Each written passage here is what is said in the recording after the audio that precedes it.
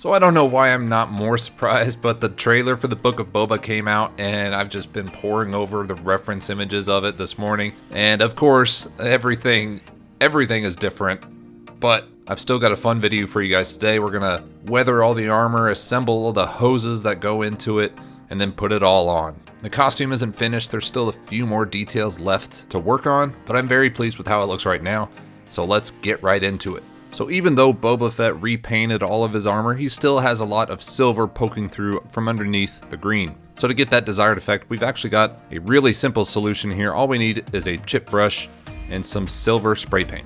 And I'm just going to spray some of that spray paint on the chip brush. This gives me a great deal of control with how I apply it.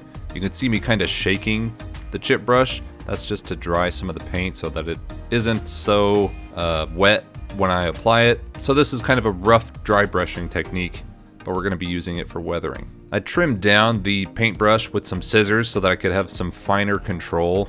You can see that it goes up to a point. That's just so I can reach into some of the hard to reach areas and apply this weathering. Remember just to hit the high points of the armor. We don't want to apply this to every edge, but a lot of the hard edges are gonna have some chipping and some wear off like this. I'm going to do this to just about all the pieces of the armor, starting with the collar here, but then I'm going to move on to the chest plates, the forearms, basically everything. Now that we got all that silver brushing done, I want to work a little bit on his forearms. Now Boba has 4 darts that go into his forearm, and I just want to make sure that the holes those darts go into can actually fit. So this is one of the downsides of resin smoothing, is that it can get into some areas you didn't want it to. In this case, it kind of filled in some of those holes that these darts are meant to go in. So I just grab a drill bit with the same width as the darts, and I just drill out a little bit of the resin and plastic mixture so that we can fit those darts in. Once we've got those holes dug, all we need is a little bit of CA glue to hold those darts in place. Just a drop or two is all it takes. Do your best to orient the darts as best you can. I really didn't drill the holes as perfectly as I should have, but orienting the darts can still take care of that.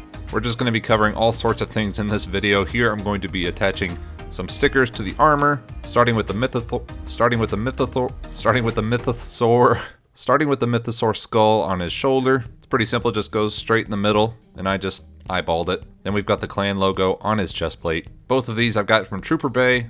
That's a great website if you need little vinyl stickers, so highly recommend those guys. So now I wanted to work on the forearms that have the fuel lines, and boy, this was kind of an adventure because I tried and failed on a few different things. Originally, I just glued these hose connectors in place, but the glue didn't really work that well, and things just started to fall apart. So this is kind of what I was trying to do. I wanted to put magnets on top of the 3 hose connectors, and then the opposite magnets on the hoses themselves so that I could snap the hoses in place, and then take them off if I needed or wanted to. Unfortunately, the magnets weren't as strong as I had hoped, and I could very easily just take them apart. They wouldn't hold in place, and it just wasn't the look that I was after. You could see the magnets holding the 2 sides in place, and I just wasn't really happy with it. Eventually, I just glued the magnets together, and I didn't really like how that looked either. The hold was definitely there, but again, it didn't look great, so I took a step back and reevaluated how I wanted to do this.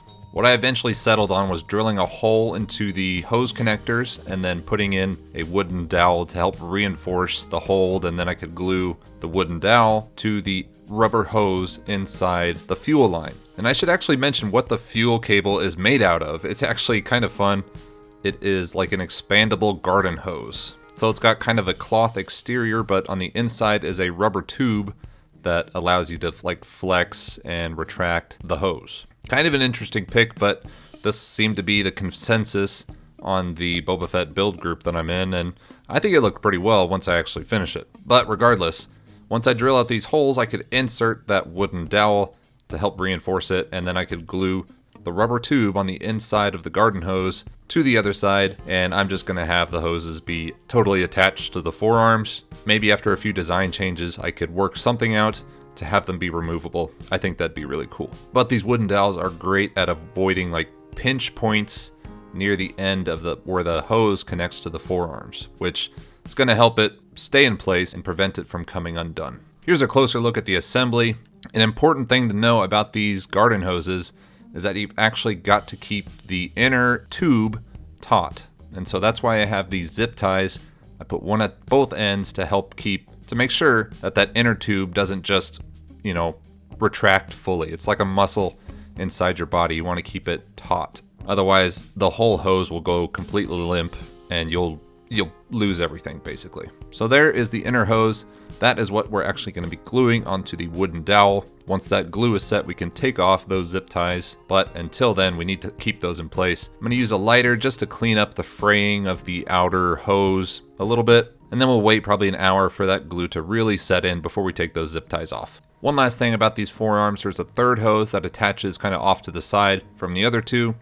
And for that one, I didn't really have a good way of attaching the hose to that detail. That's something I'm going to be adding to the future updates of the files, but for now I just drilled a hole in the plastic and I'm going to shove that 1/4 inch rod all the way down there, trying just filling that hole with E6000 as much as I can. But this rod actually fit into the infill of the forearm pretty well, so it's pretty firmly held in place. And then we'll attach the third hose to that dowel.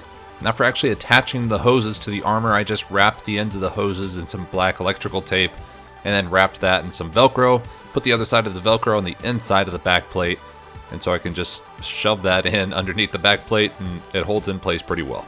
Okay guys, all those things are taken care of. It is now finally time to do some airbrushing on this armor to really give it some life. This paired with the silver that we did at the beginning of the video, it's going to make the armor look way more realistic and really bring the whole piece to life. I just like to use a basic airbrush. I don't have a particular brand loyalty or anything like that, but I'm going to be using some Spastic black backer. It's just a black paint. There's no particular reason I chose that paint other than for the fact that it's black. But I'm just going to be lightly touching up all the low spots of the forearms and the armor. If you remember at the beginning with the silver, we hit the high spots because that's where paint is going to get rubbed off. With the black, however, we're going to be hitting the low spots since that's the spots that likely don't get rubbed off too much. So dirt and grime are going to accumulate there. I didn't want to overdo it, so I tried to be as light as possible while still having something noticeable, but then I tried to blend in the black parts a little bit, make it look thinner as it moved outward from the deep crease. This is something you can totally overdo in general, so just take it nice and slow and use a light finger on that airbrush. You don't want to accidentally spray too much black paint. I know that I did that accidentally in a few places. For some parts like the back plate, there's not really deep creases that get a whole lot of black paint.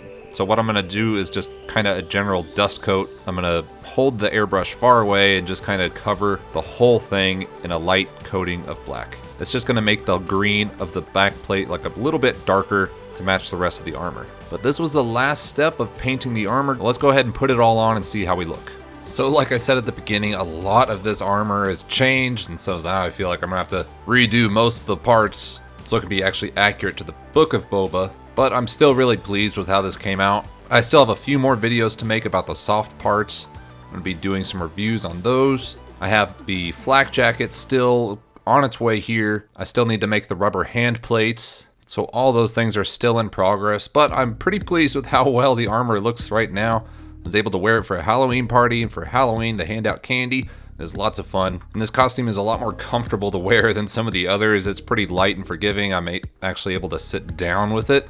I just got to be careful with the jetpack. The rocket top is actually pretty tall, and I will hit the top of doorways if I walk in without being careful. And I've definitely scuffed the painting on my walls inside my house by not realizing how wide the jetpack is. But like I said, nevertheless, still a very fun project to work on, and it's not like you can't tell it's Boba Fett. So anyways guys, thank you all for watching. I hope you enjoyed the video. There's still more videos to come on this project, so stick around. But until then, I'll see you all next time.